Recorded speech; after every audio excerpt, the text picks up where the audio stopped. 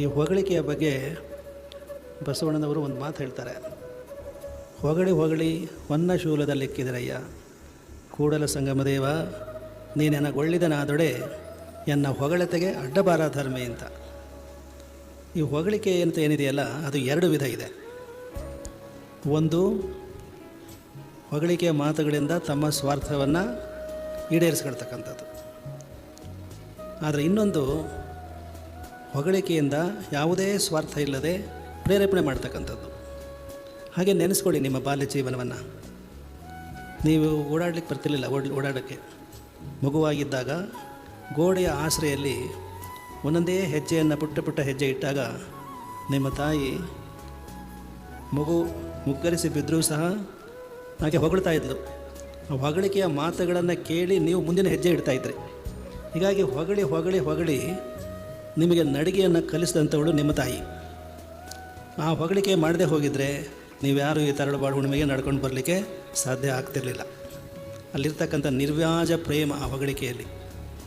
ಹೀಗಾಗಿ ನಾವು ಅಂಥ ಹೊಗಳಿಕೆಯ ಪ್ರಶಂಸೆಯ ಮಾತುಗಳನ್ನು ನಾವು ಪರಮಪೂಜ್ಯ ವಚನಾನಂದ ಶ್ರೀಗಳವರಲ್ಲಿ ನಾವು ಕಾಣ್ತಾ ಇದ್ದೀವಿ. ಅಲ್ಲಿ ಯಾವುದೇ ಸ್ವಾರ್ಥ ಇಲ್ಲ. ಅವರ ಮೆಚ್ಚುಗೆಯ ನುಡಿ ನಮ್ಮನ್ನು ಕುರಿತಾಗಲಿ, ನಮ್ಮ ಪಕ್ಕದಲ್ಲಿರ್ತಕ್ಕಂಥ ಶಾಸಕರು ಸಂಗಮೇಶ್ವರವರ ಕುರಿತಾಗಲಿ, ಇನ್ನಿತರ ಅತಿಥಿಗಳನ್ನು ಕುರಿತಾಗಿ ಅವರು ಆಡಿದ ಮಾತುಗಳು, ನಾವು ಆಡಬೇಕಾದಂಥ ಮಾತುಗಳು, ಅವು ನಮ್ಮ ಪರವಾಗಿ ಅವರು ಎಲ್ಲರನ್ನು ಕುರಿತು ಎಷ್ಟು ಒಳ್ಳೆಯ ಮಾತನಾಡಿದರೂ ನಮಗೆ ಸಂತೋಷ ಉಂಟು ಮಾಡಿದೆ. ಯಾವಾಗಲೂ ಹೃದಯದಲ್ಲಿ ಅಂಥ ಒಂದು ಭಾವನೆ ಸುಪ್ತವಾಗಿರುತ್ತೆ, ಒಮ್ಮೆ ಶಬ್ದಗಳಲ್ಲಿ ಪ್ರಕಟಿಸಲ್ಲ. ಈಗ ಇವತ್ತಿನ ವಿಷಯ ಆರೋಗ್ಯ ಮತ್ತು ಸಮಾಜ. ಇದುವರೆಗೂ ಮಾತನಾಡಿದವರು ಎಲ್ಲರೂ ಸಹ ಶರೀರದ ಆರೋಗ್ಯವನ್ನು ಕುರಿತು ಮಾತನಾಡಿದರು. ನಮ್ಮ ಆಲೋಚನೆ ಶರೀರದ ಆರೋಗ್ಯದ ಆಚೆ ಆರೋಗ್ಯಕರ ಸಮಾಜ ಅನ್ನೋದ್ರ ಬಗ್ಗೆ ನಮ್ಮ ಚಿಂತನೆ ಮನಸ್ಸಿನಲ್ಲಿ ನಡೀತಾ ಇತ್ತು. ಶರೀರದ ಆರೋಗ್ಯ ಬೇರೆ, ಆರೋಗ್ಯಕರ ಸಮಾಜದ ಅದೇ ಬೇರೆ. ಆರೋಗ್ಯಕರ ಸಮಾಜ, ಆರೋಗ್ಯಕರ ಕೌಟುಂಬಿಕ ಜೀವನ. ಒಮ್ಮೆ ನಾವು ದೆಹಲಿಗೆ ಹೋಗಿದ್ವಿ. ಅಲ್ಲೇ ಶಿಷ್ಯರೊಬ್ಬರು ಅವರ ಅನುಭವದ ಮಾತನ್ನು ಹೇಳಿದರು. ಅವರ ಸ್ನೇಹಿತರು ಅವರನ್ನು ಒಂದು ಔತಣಕೂಟಕ್ಕೆ ಆಹ್ವಾನಿಸಿದರು. ಔತಣಕೂಟ ಎಲ್ಲ ಮುಗಿದ ಮೇಲೆ ಅವರ ಸ್ನೇಹಿತರ ಮಡದಿಯನ್ನು ಕುರಿತು ಒಂದು ಮಾತು, ಪ್ರಶಂಸೆಯ ಮಾತುಗಳನ್ನ ಆಡಿದ್ರಂತೆ. ಏನಮ್ಮ, ಎಷ್ಟು ಒಳ್ಳೆ ಅಡುಗೆ ಮಾಡಿದಿರಿ, ನನ್ನ ಜೀವನದಲ್ಲಿ ಇಷ್ಟು ರುಚಿ ರುಚಿಯಾದಂಥ ಆಹಾರವನ್ನು ನಾನು ಸೇವಿಸಿದ್ದಿಲ್ಲ, ಅಷ್ಟು ನೀವು ರುಚಿ ರುಚಿಯಾದ ಅಡುಗೆಯನ್ನು ಮಾಡಿ ಉಣಬಡಿಸಿದ್ರಿ, ಧನ್ಯವಾದಗಳು ಅಂತ ಅವ್ರು ಹೇಳ್ತಾರೆ. ಆ ಒಳ್ಳೆಯ ಪ್ರಶಂಸೆಯ ಮಾತುಗಳನ್ನು ಕೇಳಿ ಅವರ ಸ್ನೇಹಿತರ ಮಡದಿ ಖುಷಿ ಪಡಬೇಕೋ ಇಲ್ಲ, ಖುಷಿ ಪಡಲಿಲ್ಲ. ಒಳಗೆ ಶುರು ಮಾಡಿದ್ಲಂತೆ, ಕಣ್ತುಂಬ ನೀರು ತಂದ್ಕೊಂಡ್ಲಂತೆ. ಇವ್ರಿಗೆ ಗಾಬರಿ ಆಯಿತು, ನಾನು ಏನಾದರೂ ತಪ್ಪು ಮಾತನಾಡಿದ್ದೆ, ಯಾಕೆ ನಮ್ಮ ಸ್ನೇಹಿತರ ಮಡದಿ ಕಣ್ತುಂಬ ನೀರು ತಂದ್ಕೊಳ್ತಾರೆ, ಏನಮ್ಮ ನಾನೇನಾದ್ರು ತಪ್ಪು ಆಡಿದ್ನ ಅಂತ ಕೇಳ್ತಾರೆ.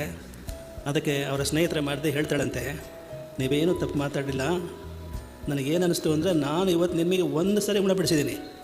ನನ್ನ ಗಂಡ ಅನ್ನೋ ಪ್ರಾಣಿ ಇದಾನಲ್ಲ, ನಿನಗೆ ಕಳೆದ 25 ವರ್ಷದಿಂದ ಬೆಳಗ್ಗೆ ಮಧ್ಯಾಹ್ನ ಸಂಜೆ ಎಷ್ಟು ಉಣಬಡಿಸಿದ್ದೀನಿ, ಒಂದು ಸಾರಿನೂ ನನ್ನ ಗಂಡ ನೀನು ಮಾಡಿದ ಅಡುಗೆ ಭಾಳ ರುಚಿಯಾಗಿದ್ದ ಕಡೆ ಅಂತ ಹೇಳಲಿಲ್ಲ, ಅದಕ್ಕೆ ನನಗೆ ನೋವಾಗಿ ನಾನು ಕಣ್ತುಂಬ ನೀರು ಬಂತು ಅಂತ ಹೇಳಿದ್ದ. ಕೌಟುಂಬಿಕ ಜೀವನದಲ್ಲಿ ಅಂಥ ಮಾತುಗಳು ಬೇಕಾಗುತ್ತೆ, ಪ್ರಶಂಸೆಯ ಮಾತುಗಳು. ಅವಸರದಲ್ಲಿ ನೀವು ಬಂದಿರ್ತೀರಿ, ರಾತ್ರಿ ಹೊತ್ತು ಬಂದಿರ್ತೀರಿ, ಬಂದಾಗ ಬಿಸಿ ಬಿಸಿ ಕಾಫಿ ಮಾಡಿಕೊಡ್ತಾಳೆ ಮಡದಿ, ಅದನ್ನು ಕುಡಿತೀರಿ. ಹೇಗಿದ್ರಿ ಕಾಫಿ ಅಂದರೆ ಮುಸ್ರಿಗೆ ಹಾಕಂಗೈತೆ ಅಂತ ಹೇಳಿಬಿಟ್ರೆ ಗತಿಯನ್ನು. ಪಾಪ ಅವಸರದಲ್ಲಿ ಸಕ್ಕರೆ ಹಾಕೋದು ಮರ್ತು ಬಿಟ್ಟಿರ್ತಾಳೆ. ಒಂದು ಮಾತು, ನೀನು ಮಾಡಿದ ಕಾಫಿ ಚೆನ್ನಾಗಿದೆ ಕಣೆ, ಸ್ವಲ್ಪ ಒಂದು ಚಮಚ ಸಕ್ಕರೆ ಹಾಕಿದರೆ ಇನ್ನೂ ಚೆನ್ನಾಗಿರ್ತಿತ್ತು ಅಂದರೆ, ಅಯ್ಯೋ ನಾನು ಹಾಕೋದೇ ಮರ್ತು ಬಿಟ್ಟನಲ್ಲ ಅಂತೇಳೋದಾಳು. ಇದು ಕೌಟುಂಬಿಕ ಜೀವನದಲ್ಲಿ ಆರೋಗ್ಯಕರವಾದ ಸಂಬಂಧ ಇರಬೇಕು ಅಂತ ಹೇಳಿದರೆ ಪ್ರಶಂಸೆಯ ಮಾತುಗಳು ಬೇಕೇ ಬೇಕು, ಅದರಲ್ಲಿ ಏನೂ ತಪ್ಪಿಲ್ಲ. ಹೀಗಾಗಿ ಈ ಒಂದು ಬೃಹತ್ ಏನು ಮಹಾಮಂಟಪ ಏನಿದೆ, ಈ ಮಂಟಪದ ನಿರ್ಮಾಣದಲ್ಲಿ ಅನೇಕರ ಪಾತ್ರ ಇದೆ. ನಿನ್ನೆ ನಾವು ಕುಮಾರಸ್ವಾಮಿಯವರು ಕೇಂದ್ರ ಸಚಿವರು ಬಂದಾಗ ನಾವು ಧೈರ್ಯವಾಗಿ 5 ಕೋಟಿ ರೂಪಾಯಿಗಳನ್ನು ಈ ಕಾರ್ಖಾನೆಯ ಪುನಶ್ಚೇತನಕ್ಕೆ ಕೊಡ್ತೀವಿ ಅಂತ ವಾಗ್ದಾನ ಮಾಡಿದ್ವಿ.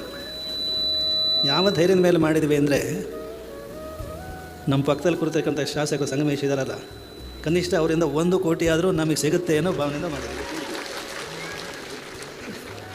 ಈಗಾಗಲೇ ಹುಣ್ಣಿಮೆ ಮಹೋತ್ಸವಕ್ಕೆ ಅವರು 25 ಲಕ್ಷ ಕೊಟ್ಟಿದ್ದಾರೆ. ನಾಳೆ 5 ಕೋಟಿ ನಾವು ಸಂಗ್ರಹ ಮಾಡಲಿಕ್ಕೆ ಹೊರಟ್ರೆ ಖಂಡಿತವಾಗಿಯೂ 1 ಕೋಟಿಯನ್ನು ಸಂಗಮೇಶ್ವರವರು ಕೊಡ್ತಾರೆ ಅಂತ ಈಗಲೇ ವಾಗ್ದಾನ ಬಹಿರಂಗವಾಗಿ ಮಾಡಿಬಿಡಿದ್ದಾರೆ. ಇನ್ನು 4 ಕೋಟಿ ಏನೂ ಕಷ್ಟ ಅಲ್ಲ. ಜೋಳಿಗೆ ಹಿಡ್ಕೊಂಡು ಹೊರಟ್ರೆ ಖಂಡಿತವಾಗಿ ಕೊಡುಗೈ ದಾನಿಗಳು ಈ ಜಿಲ್ಲೆಯಲ್ಲೇ ಇದ್ದಾರೆ. ಸಮೃದ್ಧವಾದ ಜಿಲ್ಲೆ ಇದು. ಹೀಗಾಗಿ ಇದೇನು ಈ ಒಂದು ಆವರಣ 1923ರಲ್ಲಿ ನಾಲ್ವಡಿ ಕೃಷ್ಣರಾಜ ಒಡೆಯರ ಕಾಲದಲ್ಲಿ ಎಂಥ ಒಂದು ಕೈಗಾರಿಕಾ ಉದ್ಯಮ ಇಲ್ಲಿ ಪ್ರಾರಂಭವಾಯಿತು. ಅದು ಪುನಃ ಮತ್ತೆ ಅದು 103 ವರ್ಷಗಳ ನಂತರ ಅದು ಪುನರುಜ್ಜೀವನಗೊಳ್ಳುವ ಇತಿಹಾಸ ಬರಿತಕ್ಕಂಥ ಶಕ್ತಿ ಸಂಗಮೇಶ್ವರರಿಗಿದೆ ಅಂತ ನಾವು ಭಾವಿಸ್ತೇವೆ. 4 ಬಾರಿ ಶಾಸಕರಾಗಿರೋ ಸತತವಾಗಿ 4 ಬಾರಿ ಆಗಿದ್ದಾರೆ. ಅವರು ತಮ್ಮ ಕಾಲಾವಧಿಯಲ್ಲಿ ಭಾಳ ವಿಳಂಬವಾಗಲ್ಲ, ಈ ವರ್ಷವೇ ನಮಗೆ ನಮ್ಮ ಪುಣ್ಯಕ್ಕೆ ಕೇಂದ್ರ ಸಚಿವರಾಗಿ ನಮ್ಮ ರಾಜ್ಯದ ಮಾಜಿ ಮುಖ್ಯಮಂತ್ರಿ ಹಾಲಿ ಕೇಂದ್ರ ಸಚಿವರಾದಂಥ ಕುಮಾರಸ್ವಾಮಿಯವರು ಇದ್ದಾರೆ, ನಮ್ಮವರೇ ಇದ್ದಾರೆ.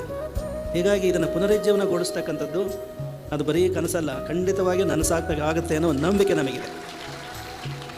ತರಳ ಬಾಳು ಅನ್ನೋ ಒಂದು ನಮ್ಮ ಮಠದ ಒಂದು ನಮ್ಮ ಮೂಲ ಗುರುಗಳ ವಿಶ್ವಬಂಧು ಮರುಳಸಿದ್ದರ ಒಂದು ಸಂದೇಶ ಏನಿದೆ, ಆ ಸಂದೇಶ ಈ ಭದ್ರಾವತಿಯಲ್ಲಿ ಖಂಡಿತವಾಗಿಯೂ ಅದು ಕಾರ್ಯಕಾರಿ ಆಗುತ್ತೆ. ಮತ್ತು ಈ ಕಾರ್ಖಾನೆ ಅದು ಸರ್ವಾಂಗ ಸುಂದರವಾಗಿ ಆಧುನಿಕ ತಂತ್ರಜ್ಞಾನವನ್ನು ಅಳವಡಿಸಿಕೊಂಡು ಮತ್ತೆ ಅದು ಮೈದಾಡುತ್ತೆ ಅನ್ನೋ ಒಂದು ಪೂರ್ಣ ವಿಶ್ವಾಸ ನಮ್ಮದಿದೆ. ಇನ್ನು ನಮ್ಮ ವೈದ್ಯರು ಭಾಳ ಸೊಗಸಾಗಿ ಮಾತನಾಡಿದರು. 20 ನಿಮಿಷಗಳು ಅಂದರೆ 20 ನಿಮಿಷಕ್ಕೆ ಸರಿಯಾಗಿ ಎಲ್ಲ ವೈದ್ಯರು ಅವರ ಮಾತುಗಳನ್ನು ಕೇಳಿದರೆ ಇವರು ಕನ್ನಡ ಸಾಹಿತ್ಯ ಓದಿದ ಉಪನ್ಯಾಸಕರೋ ಅಧ್ಯಾಪಕರೋ ಅಥವಾ ವೈದ್ಯರೋ ಅನ್ನಬೇಕು, ಅಷ್ಟು ಚೆನ್ನಾಗಿ ಅವರು ವಿಚಾರಗಳನ್ನು ಮಂಡಿಸಿದ್ದಾರೆ. ನಮ್ಮ ಬೆಂಗಳೂರಿನಿಂದ ಬಂದಿರತಕ್ಕಂತಹ ನಮ್ಮ CN ಪಾಟೀಲ್ ನಮ್ಮ ಅನುಭವ ಮಂಡಪದ ಶಾಲೆಯಲ್ಲಿ ಓದಿದಂಥ ವಿದ್ಯಾರ್ಥಿ, ಈಗ ಆಂಕಾಲಜಿಸ್ಟ್ ಆಗಿದ್ದಾರೆ, ಕ್ಯಾನ್ಸರ್ ಸ್ಪೆಷಲಿಸ್ಟ್ ಆಗಿದ್ದಾರೆ. ಇನ್ನು ಎಡಭಾಗ ನಮ್ಮ ಇವರು ವಿಜಯ್ ಕುಮಾರ್ ಅವರು ಸಹ ಭಾಳ ಒಳ್ಳೊಳ್ಳೆಯ ಮಾತುಗಳನ್ನು ಆಡಿದರು. ನಮಗೆ ಪ್ರಾಧ್ಯಾಪಕರಾಗಿದ್ದಂತಹ ರಾಷ್ಟ್ರಕವಿ GS ಶಿವರುದ್ರಪ್ಪನವರ ಮಗ GS ಶಿವಪ್ರಸಾದ್ರವರು ಇಂಗ್ಲೆಂಡಿಂದ ಬಂದಿದ್ದಾರೆ, ಇಲ್ಲೇ ಇದ್ದಾರೆ. ಅವರ ಮಗಳು ಎಂಥ ಅದ್ಭುತ ಸಾಧನೆ ಮಾಡಿದ್ದಾಳೆ ಅಂದರೆ ಅನನ್ಯ. ನಾವು ಕಳೆದ ಅಕ್ಟೋಬರ್ ತಿಂಗಳಲ್ಲಿ ಇಂಗ್ಲೆಂಡಿಗೆ ಹೋದಾಗ ಅವರ ನಮ್ಮ ಪಕ್ಕದಲ್ಲಿ ಆ ಕಾರ್ಯಕ್ರಮದಲ್ಲಿ ಅಭಿನಂದನೆಗೆ ಸನ್ಮಾನಿತಳಾದಳು. ಅದರ ಹಿನ್ನೆಲೆ ಆಕೆಯನ್ನು ಇಲ್ಲಿ ಕರೆಸಿ ಇಲ್ಲಿ ಸನ್ಮಾನ ಮಾಡಬೇಕು ಅಂತ ನಮಗೆ ಭಾಳ ಆಸೆ ಇತ್ತು. ಆದರೆ ಕಾಲಾವಕಾಶ ಒದಗಿ ಬರಲಿಲ್ಲ. ಮುಂದಿನ ತಿಂಗಳು ಬೆಂಗಳೂರಿನಲ್ಲಿ ಆ ಕಾರ್ಯಕ್ರಮ ಇಟ್ಕೊಂಡಿದ್ದೀವಿ ನಮ್ಮ ತರಳಬಾಳು ಕೇಂದ್ರದಲ್ಲಿ. ಕಾರಣ ಏನು ಅಂದರೆ ಅವರು ಒಬ್ಬಳೇ ಮಗಳು ಡಾಕ್ಟರ್ ಶಿವಪ್ರಸಾದ್ ಅವರಿಗೆ, ಅನನ್ಯ ಅಂತಾಕೆ. ಅಟ್ಲಾಂಟಿಕ್ ಸಮುದ್ರ ಸುಮಾರು ಎಷ್ಟು ಮೈಲಿ ಅದು 3000 ಮೈಲಿ ದೂರ ಇರ್ತಕ್ಕಂಥ ಅಟ್ಲಾಂಟಿಕ್ ಸಾಗರವನ್ನು ಏಕಾಂಗಿಯಾಗಿ ದೋಣಿ ತಾನೇ, ಮತ್ತು ಮೆಷಿನ್ ಅಲ್ಲ, ಯಂತ್ರ ಅಲ್ಲ, ತಾನೇ ಹುಟ್ಟು ಹಾಕ್ಕೊಂಡು ಒಬ್ಬಳೇ ಏಕಾಂಗಿಯಾಗಿ 3000 ಮೈಲಿ ದೂರದ ಅಟ್ಲಾಂಟಿಕ್ ಮಹಾಸಾಗರವನ್ನು ಆಕೆ ದೋಣಿ ನಡೆಸಿ ಯಶಸ್ವಿಯಾಗಿ ದಡ ಮುಟ್ಟಿದ್ದಾಳೆ ಅಂತ ಹೇಳಿದರೆ ಎಂಥ ಒಂದು ಸಾಧನೆ ಅದು. ಶಿವರುದ್ರಪ್ಪನವರು ಒಂದು ಕವಿತೆಯಲ್ಲಿ ಬರೀತಾರೆ. ಆ ಕವಿತೆ ಸಾಲುಗಳು: ಜಟಿಲ ಕಾನ ನದಿ ಕುಟಿಲ ದಾರಿಯಲ್ಲಿ ಕಾಣಬಲ್ಲೆನೆ ನೋಡಬಲ್ಲೆನೆ ಅಂತ ಆ ನದಿಗಳು ಹರಿತವಲ್ಲ, ಅದನ್ನು ಕುರಿತು ಬಹಳ ಅಪರೂಪದ ಕಾವ್ಯ ರಚನೆ ಮಾಡಿದ್ದಾರೆ. ನೋಡಬಲ್ಲೆನೆ ಒಂದು ದಿನ ಕಾಣಬಲ್ಲೆನೆ, ಆ ಒಂದು ಸಾಲಿನ ಕವಿತೆಯ ಅರ್ಥ ಏನಿದೆ ಅದನ್ನು ಸಾಕಾರಗೊಳಿಸಿರ್ತಕ್ಕಂಥ ಮಗಳು, ಅವರ ಮೊಮ್ಮಗಳು ನಮ್ಮ ಶಿವಪ್ರಸಾದ್ ಅವರ ಮಗಳು. ದೊಡ್ಡ ಇಡೀ ಏಷ್ಯಾದಲ್ಲಿಯೇ ಮೊಟ್ಟ ಮೊದಲನೆಯ ಯುವತಿ ಅಟ್ಲಾಂಟಿಕ್ ಸಾಗರವನ್ನು ದೋಣಿಯಲ್ಲಿ ಆಕೆ ದಾಟಿ ಆ ಒಂದು ದಾಖಲೆಯನ್ನು ಮಾಡಿರ್ತಕ್ಕಂಥದ್ದು. ಇನ್ನು ನಮ್ಮ ವೈದ್ಯರು ಪಾಟೀಲ್ರವರು ಕೆಲವು ಇದ್ರ ಬಗ್ಗೆ ಧೂಮಪಾನ ಮಾಡೋದ್ರ ಬಗ್ಗೆ ಏನೆಲ್ಲ ಅನಾಹುತ ಆಗುತ್ತೆ ಅನ್ನೋದನ್ನು ನಿಮಗೆ ವಿವರಿಸಿದರು. ನಮಗೆ ಆಗ ಅವರು ಚಿತ್ರಗುಪ್ತಂದು ಇದು ಬಂತು, ಯಾವುದೋ ಒಂದು ನಮ್ಮ ಬಾಪೂಜಿ ಸಂಸ್ಥೆಯವರು ಒಂದು ಪ್ರಹಸನವನ್ನು ಮಾಡಿದ್ರು ಇಲ್ಲಿ. ಅವರು ನಾಟಕಕಾರರಲ್ಲ, ಅವರೆಲ್ಲರೂ ಬಾಪೂಜಿ ಸಂಸ್ಥೆಯ ಡೆಂಟಲ್ ಕಾಲೇಜಿನಲ್ಲಿರ್ತಕ್ಕಂಥ ಪ್ರಾಧ್ಯಾಪಕರು ಅಂತ ನಿಮಗೆ ಗೊತ್ತಿದೆಯೋ ಇಲ್ಲ. ಆ ಅಧ್ಯಾಪಕರು ಆ ಕಲೆಯ ಮುಖಾಂತರ ನಿಮಗೆ ಧೂಮಪಾನದ ಆಗ್ತಕ್ಕಂಥ ಅನಾಹುತ ಏನು ಅನ್ನೋದನ್ನು ಪ್ರಾಕ್ಟಿಕಲಾಗಿ ಪಾಟೀಲರು ಮಾಡಿದಂಥ ಮಾತಿಗೆ ಅದೊಂದು ಪ್ರಾಕ್ಟಿಕಲ್ ದರ್ಶನ ಆದಂಗೆ ಆಯ್ತು. ನಾವು ಆ ಯಮನನ್ನು ನೋಡಿದಾಗ ನಮಗನ್ಸಿದ್ದು ಯಮನಿಗೆ ಅವನು ಬಹಳ ಕ್ರೂರಿ ಅಂತಾರೆ, ಯಮದೂತರು ಕ್ರೂರಿ ಅಂತಾರೆ. ಆದರೆ ಈ ಯಮ ಕಂಡದ್ದು ಕ್ರೂರಿ ಆಗಲ್ಲ, ನಿಮ್ಮ ಬಗ್ಗೆ ಕಾಳಜಿ ಇದ್ದದ್ದು, ನೀವು ಹೇಗೆ ಬದುಕಬೇಕು ಅನ್ನೋದ್ರ ಬಗ್ಗೆ ಕಾಳಜಿ ಉಳ್ಳಂಥ ಯಮ ಅಂತ ಅನಿಸ್ತು ನಮಗೆ. ಅವನು ಕ್ರೂರಿ ಅಂತ ಅನಿಸ್ಲಿಲ್ಲ. ಆಗ ನಮ್ಮ ನೆನಪಾಗಿದ್ದು ಒಂದು ಪುರಾಣದ ಒಂದು ಕಥೆ. ಇವೆಲ್ಲ ಕೇಳಿದ್ದೀರಿ. ಮಾಡಿದವರ ಪಾಪ ಆಡಿದವರ ಬಾಯಲ್ಲಿ ಅಂತ ಕೇಳಿದಿರಲ್ವ? ಏನು ಅರ್ಥ ಮಾಡ್ಕೊಂಡಿದ್ದೀರಿ? ಮಾಡಿದವರ ಪಾಪ ಆಡಿದವರ ಬಾಯಲ್ಲಿ ಅಂತ. ಭಾಳ ಒಂದು ಅಪರೂಪದ ಒಂದು ಕಥಾನಕ ಪುರಾಣದಲ್ಲಿ ಬರುತ್ತೆ. ಒಬ್ಬ ರಾಜ ಇರ್ತಾನೆ, ಮಹಾರಾಜ. ಭೀಕರ ಬರಗಾಲ ಉಂಟಾಗುತ್ತೆ. ಆ ಸಂದರ್ಭದಲ್ಲಿ ಪ್ರಜೆಗಳಿಗೆ ಉಣ್ಲಿಕ್ಕೆ ಆಹಾರ ಇರಲ್ಲ. ತುಂಬ ಒಂದು ಒಂದು ಬರಗಾಲದ ಪ್ರಯುಕ್ತ ತತ್ತರಿಸಿ ಹೋಗಿರ್ತಾರೆ ಜನ. ಆಗ ಅವನು ಜ್ಯೋತಿಷಿಗಳನ್ನು ಕೇಳ್ತಾನೆ, ನಾನೇನು ಮಾಡಿದರೆ ಅನುಕೂಲ ಆಗುತ್ತೆ ಅಂತ ಹೇಳಿ. ಆಗ ಜ್ಯೋತಿಷಿಗಳು ಅವನಿಗೆ ಸಲಹೆ ಕೊಡ್ತಾರೆ, ನೀವೊಂದು ಅನ್ನದಾಸೋಹ ಮಾಡಿ, ಪಾರಾಯಣ ಮಾಡಿಸಿ ಅನ್ನದಾಸೋಹ ಮಾಡಿಸಿ ಅಂತ. ಅವನು ವೇದ ಪಾರಾಯಣ ಮಾಡಿಸಿ ಅನ್ನದಾಸೋಹ ಏರ್ಪಡಿಸ್ತಾನೆ. ಅರಮನೆಯ ಕರೆಸಿ ಎಲ್ಲ ಪ್ರಜೆಗಳಿಗೂ ದಾಸೋಹ ಏರ್ಪಡಿಸ್ತಾನೆ. ಆ ಸಂದರ್ಭದಲ್ಲಿ ಆಕಸ್ಮಿಕವಾಗಿ ಒಂದು ದುರ್ಘಟನೆ ಘಟಿಸುತ್ತೆ. ಏನು ಪ್ರಸಾದ ಸೇವನೆ ಮಾಡ್ತಿದ್ರು ಜನರು, ಅವರಲ್ಲಿ ಕೆಲವರು ಊಟ ಮಾಡಿದ ತಕ್ಷಣವೇ ಸತ್ತು ಹೋಗ್ಬಿಡ್ತಾರೆ. ವಿಷ ಬೆರೆತಿರುತ್ತೆ. ರಾಜ ಭಾಳ ತನಿಖೆ ಮಾಡಿಸ್ತಾನೆ. ಏನು ತುಂಬ ದುಃಖಿತನಾಗ್ತಾನೆ. ಹೇಗೆ ವಿಷ ಬೆರೆತು ಹೀಗಾಯಿತು ಅಂತಂದು ಎಷ್ಟು ತನಿಖೆ ಮಾಡಿಸಿದ್ರು ಗೊತ್ತಾಗಲ್ಲ. ನಡೆದ ಘಟನೆ ಏನು, ದುರ್ಘಟನೆ ಕಾರಣ ಏನು ಅಂದರೆ, ಒಂದು ಆಕಾಶದಲ್ಲಿ ಗಿಡುಗ ಹೋಗ್ತಾಯಿತ್ತು. ಗಿಡುಗ ತನ್ನ ಕಾಲಲ್ಲಿ ಒಂದು ನಾಗರ ಹಾವನ್ನು ಹಿಡ್ಕೊಂಡಿತ್ತು. ಅರಜೀವ ಅದು ಕೊಸರಾಡಿ ಏನಾಗುತ್ತೆ, ಅದು ಅದರ ಬಾಯಲ್ಲಿರ್ತಕ್ಕಂಥ ವಿಷ ಕೆಳಗೆ ಅಡುಗೆ ಮಾಡ್ತಕ್ಕಂಥ ಕೊಪ್ಪರಿಗೆ ಆಹಾರದಲ್ಲಿ ಬಿದ್ದುಬಿಡುತ್ತೆ, ಕೊಳಗದಲ್ಲಿ. ಯಾರು ಆ ಕೊಪ್ಪರಿಗೆ ಆಹಾರವನ್ನು ಊಟ ಮಾಡಿದ್ರೋ ಅವರೆಲ್ಲರೂ ಸಾಯ್ತಾರೆ. ಈಗ ಇವನಿಗೆ ಜಿಜ್ಞಾಸೆ ಉಂಟಾಗುತ್ತೆ, ಯಾರಿಗೆ? ಚಿತ್ರಗುಪ್ತನಿಗೆ. ಇದನ್ನೆಲ್ಲ ಚಿತ್ರಗುಪ್ತ ನೀವು ನೋಡಿದ್ರಲ್ಲ. ಯಾರ ಖಾತೆಗೆ ಈ ಪಾಪಕೃತ್ಯವನ್ನು ಬರೀಬೇಕು? ರಾಜನಿಗೆ ಬರೀಬೇಕಾ? ಯಾರಿಗೆ ಬರೀಬೇಕು? ಏನು ಹದ್ದಿಗೆ ಬರೀಬೇಕಾ? ಹಾವಿಗೆ ಬರೀಬೇಕಾ? ಅವನಿಗೆ ತೋಚಲ್ಲ. ಅವನಿಗೆ ಯಾರಿಗೆ? ಚಿತ್ರಗುಪ್ತನಿಗೆ. ಯಾರಿಗೆ ಬರೀಬೇಕು ಅಂತ ಅವನು ಯಮರಾಜನಿಗೆ ಕೇಳ್ತಾನಂತೆ. ರಾಜನಿಗೆ ಬರೀಬೇಕು ಅಂದರೆ ಪಾಪ ಅವನು ಯಾರಿಗೋ ವಿಷ ಹಾಕಬೇಕು ಅಂತ ಮಾಡಿದ್ದಲ್ಲ, ದಾಸೋಹ ಮಾಡಬೇಕು ಅಂತ ಮಾಡಿದ್ದು. ಹದ್ದಿಗೆ ಬರೀಬೇಕು ಅಂತ ಹೇಳಿದರೆ ಹದ್ದಿಗೆ ಹಾವು ಆಹಾರ, ಅದು ಹೊಟ್ಟೆ ತುಂಬಿಸ್ಕೊಳ್ಳಿಕ್ಕೆ ಹಿಡಿದಿದೆ. ಹಾವು, ನಾಗರಾವು ಅದ್ರ ಕೊಸರಾಡ್ತಿರೋದು ಅದು ಬದುಕಲಿಕ್ಕಾಗಿ. ಹೀಗಿರುವ ಯಾರಿಗೆ ಬರೀಬೇಕು ಖಾತೆನ, ಪಾಪದ ಕೃತ್ಯವನ್ನು? ಯಮ ಹೇಳ್ತಾನೆ, ಸ್ವಲ್ಪ ಹೊತ್ತು ಹೇಳ್ತೀನಿ ಅಂತಂದು. ಯಮ ನಾವು ಚಿತ್ರಗುಪ್ತನಿಗೆ ಸ್ವಲ್ಪ ಹೊತ್ತು ಕಾಯಿ ಹೇಳ್ತೀನಿ ಅಂತ. ಮುಂದೇನಾಗುತ್ತೆ ಅಂದರೆ, ಆ ದಾಸೋಹಕ್ಕೆ ಅಂತ ಬರ್ತಾ ಇರ್ತಾರಲ್ಲ ಜನ, ಎಲ್ಲಿದೆ ದಾಸೋಹ ಅಂತ, ದೊಡ್ಡ ಅರಮನೆ ಎಲ್ಲಿದೆ ದಾಸೋಹ ಅಂತ ಅವ್ರಿಗೆ ಗೊತ್ತಾಗಲ್ಲ. ಅಲ್ಲ ದ್ವಾರಪಾಲಕ ಇರ್ತಾನೆ ಅರಮನೆ ಮುಂಭಾಗದಲ್ಲಿ. ಅವನು ಕೇಳ್ತಾನೆ, ಎಲ್ಲಪ್ಪ ಎಲ್ಲಿ ದಾಸೋಹ ಅಂತ ಜನ ಕೇಳ್ತಾರೆ. ಅವನು ಏನು ಹೇಳ್ತಾನೆ ಅಂದರೆ, ನೀವು ಮೂರ್ಖರು, ದಾಸೋಹ ಏರ್ಪಡಿಸ್ತಾನೆ ಅಂತ ಬಂದಿದ್ರಿ, ಇವನು ಭಾಳ ಕೆಟ್ಟ ರಾಜ, ಇವನ್ನೆಲ್ಲ ಸಾಯಿಸ್ತಾನೆ, ನಿಮಗೆಲ್ಲ ಅನ್ನ ಹಾಕಿ ಹೊಟ್ಟೋಗ್ರಿ ಅಂತ ಹೇಳ್ತಾನೆ ಅವನು. ಯಾರು? ದ್ವಾರಪಾಲಕ. ಅವನ ತಕ್ಷಣ ಯಮ ಹೇಳ್ತಾನೆ, ಇವನ ಖಾತೆಗೆ ನೀನು ಪಾಪಕೃತ್ಯ ಬರೀ ಅಂತ ಹೇಳ್ತಾನೆ. ಅರ್ಥವಾಯ್ತಾ ನಿಮಗೆ?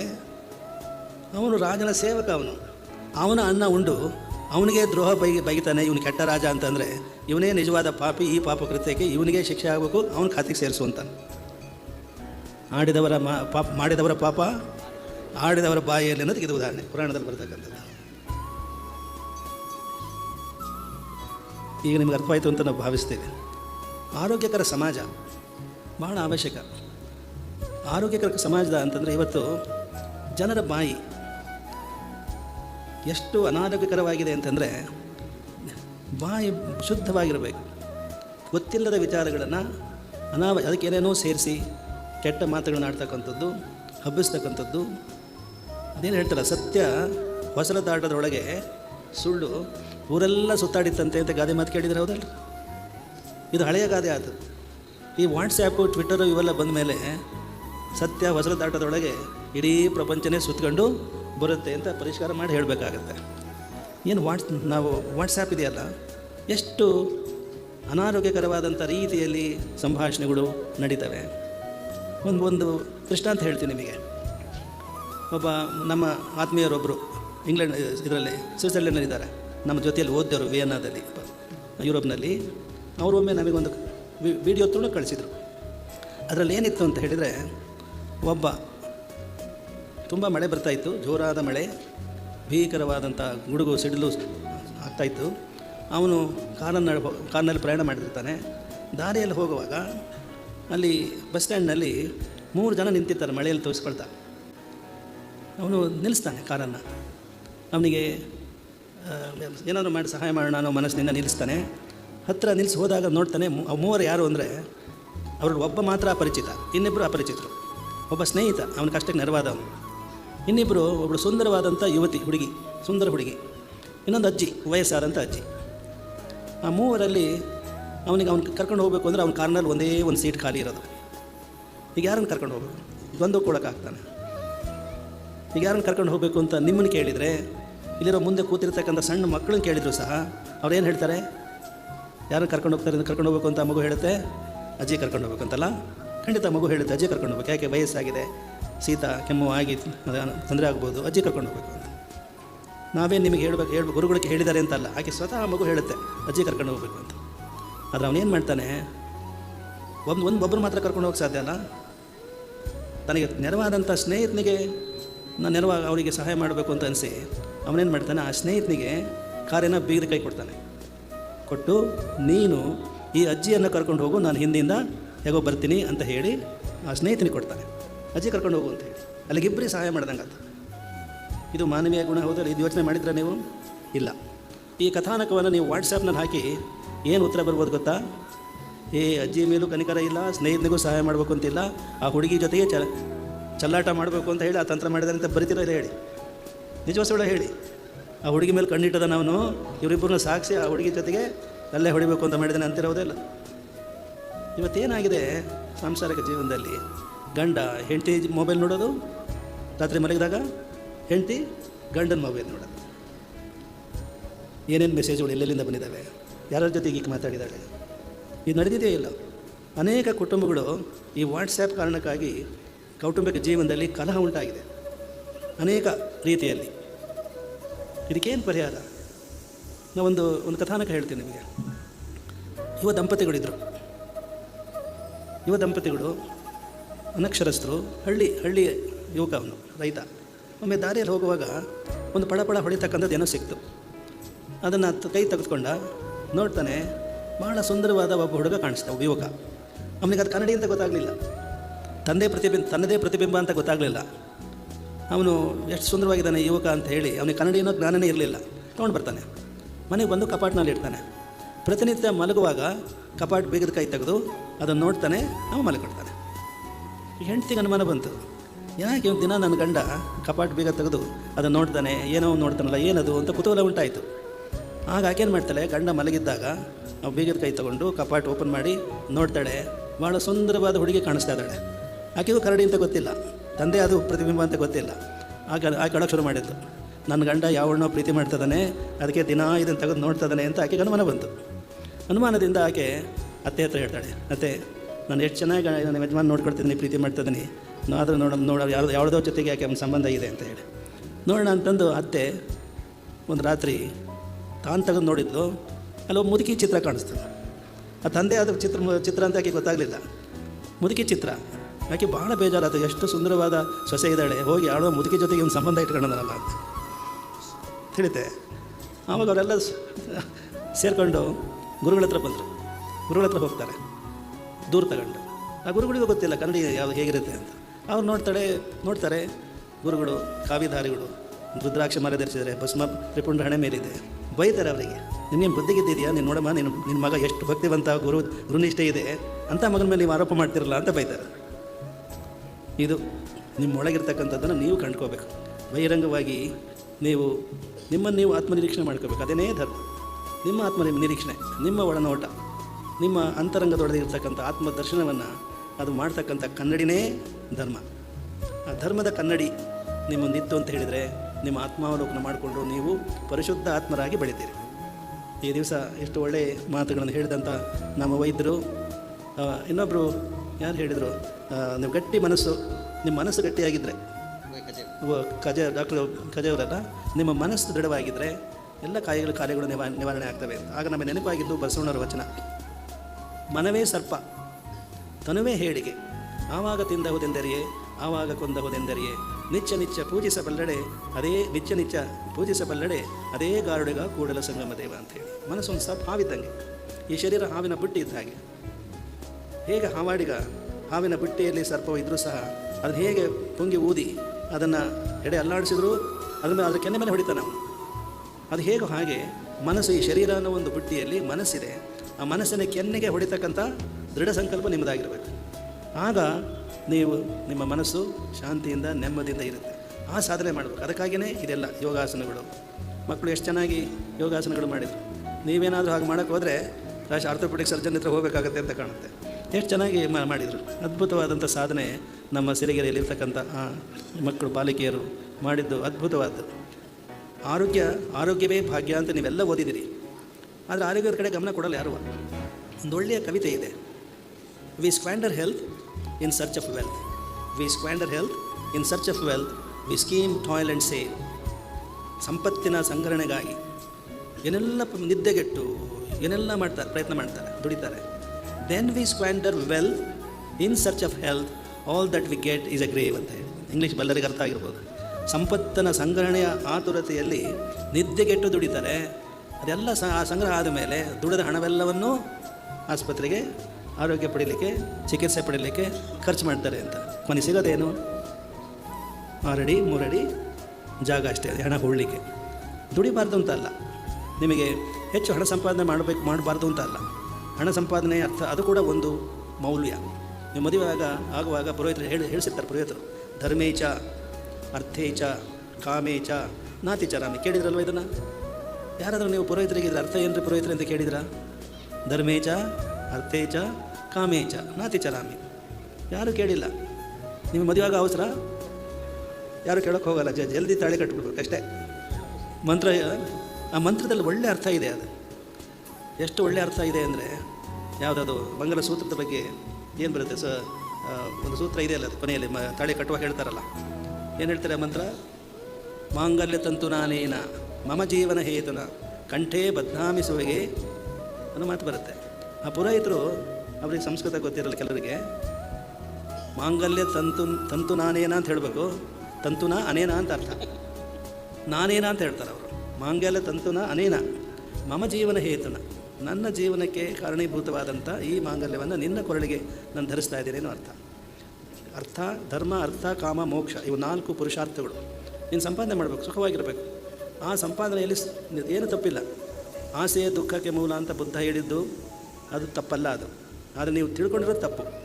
ಆಸೆಯ ದುಃಖಕ್ಕೆ ಮೂಲ ಅನ್ನೋ ಅರ್ಥದಲ್ಲಿ, ಆ ಮಾತಿನಲ್ಲಿ ನೀನು ಆಸೆ ಪಡಬಾರ್ದು ಅಂತ ಇಲ್ಲ. ಆಸೆ ಪಡಬೇಕು, ಆದರೆ ಧರ್ಮದ ಆಧಾರದ ಮೇಲೆ ಆಸೆ ಪಡಬೇಕು.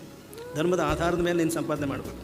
ಧರ್ಮದ ಆಧಾರದ ಮೇಲೆ ನೀನು ಮೋಕ್ಷವನ್ನು ಪಡೆಯುವಂಥ ಸಿದ್ಧತೆಯನ್ನು ಮಾಡ್ಕೋಬೇಕು. ಅದು ಹೊರತು ಬೇರೆ ಅರ್ಥ ಏನೂ ಇಲ್ಲ. ಧರ್ಮೇಚ ಅರ್ಥೇಚ ಕಾಮೇಚ, ಧರ್ಮಬದ್ಧವಾದಂಥದ್ದು ಎಲ್ಲ ನೀನು ದುಡಿ ಸಂಪಾದನೆ ಮಾಡು, ಧರ್ಮಬದ್ಧವಾಗಿ ಸಂಪಾದನೆ ಮಾಡುವ ಅರ್ಥ ಅದನ್ನು ಅಡಗಿದೆ. ದುರಾಸೆಗೊಳಬೇಡ. ಆಸೆಯ ದುಃಖಕ್ಕೆ ಮೂಲ ಅಲ್ಲ, ದುರಾಸೆಯ ದುಃಖಕ್ಕೆ ಮೂಲ. ದುರಾಸೆ ಪಡಬಾರ್ದು ಅಂತ ಹೇಳಿ ಅಲ್ಲಿರ್ತಕ್ಕಂಥ ಮಾತಿನ ಅರ್ಥ ತಾತ್ಪರ್ಯ ಅದು.